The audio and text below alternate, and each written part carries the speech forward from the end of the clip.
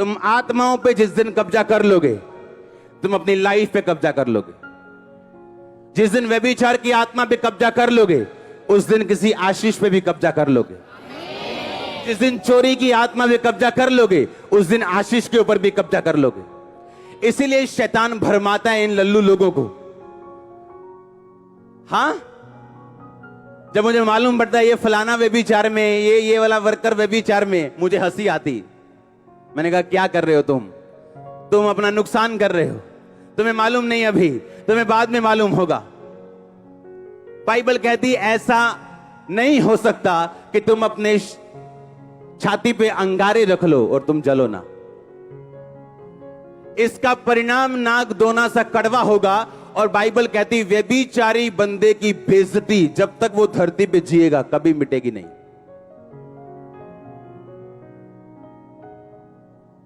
कभी, नेवर। आज सैमसंग बोलो तो क्या याद आता है? व्यभिचार, दलीला आती है कि नहीं? उसके सारे अच्छे काम भूल गए, दलीला याद है। हालेलुया।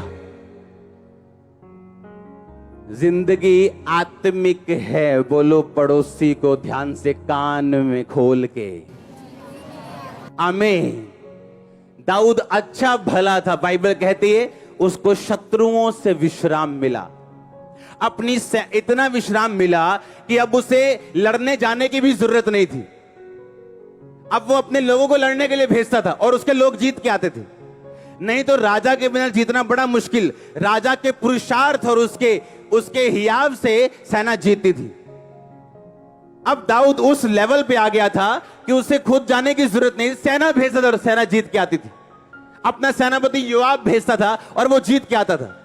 और लिखा जब वो आराम करने लगा और अपनी छत पे टहलने लगा तो एक औरत को नंगा नहाते हुए देखा और उसको बुला के उसके साथ सोया। अब वो औरत प्रेग्नेंट हो गई। अब उसने कहा मैं इसको पाप को ढक दूंगा।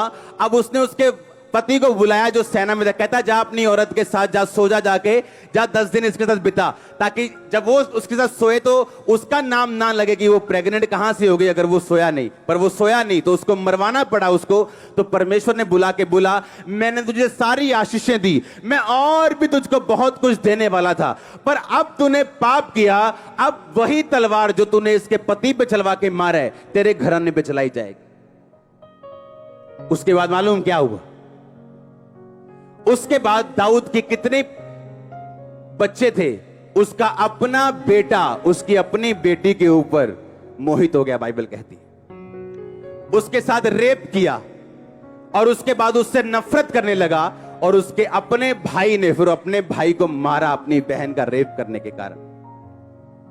अब आप सोचो क्या प्रेयर बचा सकी उसे कि प्रभु मेरे घर में कोई अभी गुनाह ना हो, कोई परमेश्वर कलेश ना पड़े। आप कलेश नहीं रोक सकते अगर आप खुद पाप में हो तो, क्योंकि वो आत्माएं आपके घर को इफेक्ट करेंगी, आपके फाइनेंस को इफेक्ट करेंगी, आपके शरीर को इफेक्ट करेंगी। पास्टर्स लोगों को मैं बताना चाहता हूं जो ऑनलाइन है, लोगों की कंडीशन देख के कभी मत फैसला करो, कभी भी नहीं, नेवर। ऐसे लोग हैं जो मैंने गाते हुए देखे क्वायर में और आगे बोलेंगे पापा जी मेरे थायराइड है, और बाद में मालूम होता है इनकी फ्रेंडशिप थी यहीं पे किसी के साथ, और पापा प्रेयर कर रहे थायराइड पे। नो, ये वो वाला पापा नहीं। हालेलुया। जिसकी आंखें बंद हो।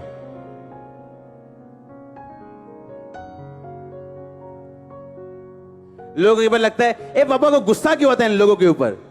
उनकी प्रॉब्लम कैरेक्टर है जो मेरे साथ क्लैश होता है फिर। आमीन। प्रॉब्लम काम नहीं है, कैरेक्टर है। जब एक बुरे कैरेक्टर वाला बंदा आपके आसपास काम करेगा आपकी स्पिरिट बेचैन होगी, आपको मालूम है कुछ रॉन्ग हो रहा है, जो मैं चाहता हूं वो हो नहीं रहा।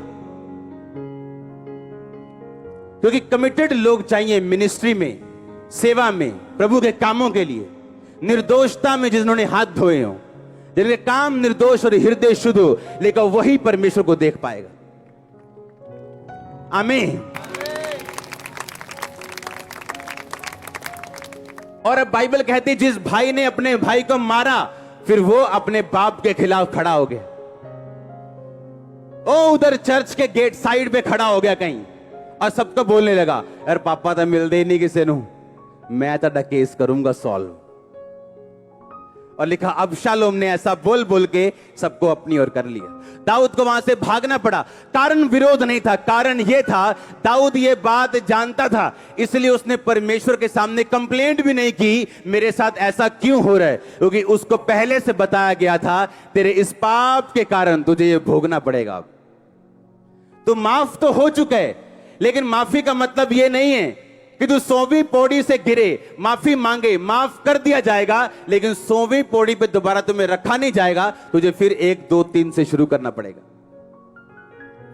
और जब तक उसके पाप का कोर्स, उसकी सजा का पूरा नहीं हुआ, वो वापस यरूशलेम को नहीं आया, नंगे पांव पहाड़ों पे जाता रहा, नंगे पांव उसी तरह जैसे बचपन जवानी में नंगे पांव घूमता था, वैसे ही कर दिया गया शैतान के चक्कर में फंस के। क्योंकि जब आप शैतान की बात सुनेंगे वो कहीं ना कहीं से आपको फल देने के लिए आएगा, वो आपकी फैमिली में हो, आपके शरीर में हो, आपके बच्चों में हो। अब ये आपने डिसाइड करना है कि मैंने पाप के ऊपर फतेह पानी है कि नहीं पानी। ऐसे मूर्ख लोग भी हैं जो व्यभिचार में यहां बैठे हैं और आशीष मांग रहे हैं परमेश्वर से। आप इमेजिन करो, और आशीष मांग रहे हैं मेरे रास्ते खुल जाएं, मेरा फाइनेंस खुल जाए। आप किसी बाबा के पास नहीं आए हो, आपको किसी बाबा के पास जाना चाहिए। अगर यीशु मसीह के पास आए हो तो आपको सुधरना पड़ेगा, और सुधारेगा मेरा परमेश्वर।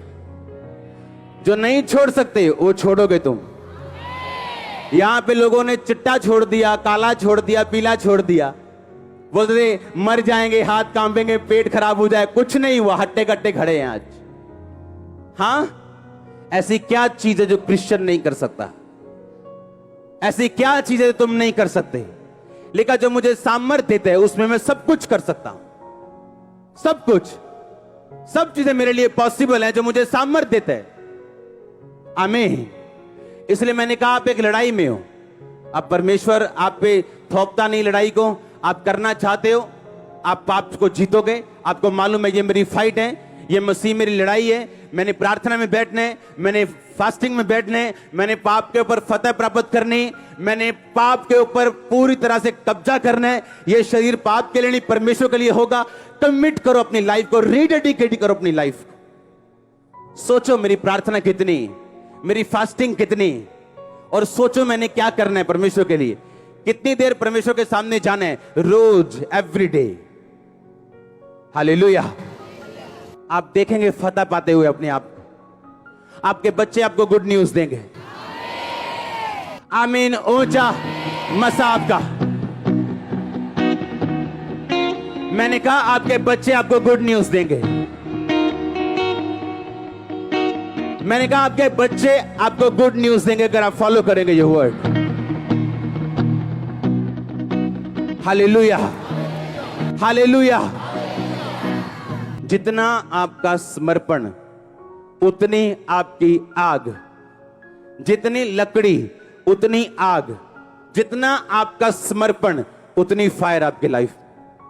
जितनी फायर होगी उतना शैतान दूर रहेगा। अगर फायर 2 फुट की है तो शैतान थोड़ा सा ही दूर है, जैसे ही फायर खत्म शैतान एंटर। अगर फायर 6 फुट की है तो वो 8 फुट दूर खड़ा होगा और कोशिश करेगा आपकी फायर को बुझाने की। पर अगर आपकी फायर परमाणु बम वाली है और किलोमीटर के हिसाब से लंबी है, यीशु मसीह के नाम में receive fire in the name of Jesus. Catch fire. Holi ghost, Holi ghost, Holi ghost, Holi ghost, Holi ghost, Holi ghost, Holi ghost. Receive fire, catch fire in the name of Jesus. na kusa makande na bruma satia na makusa makande na lakura bashate, lakura bashate, lakuna masatia na basuke nekene। यीशु मसीह के नाम में आमीन। ऊंचा ये आशीष आपकी।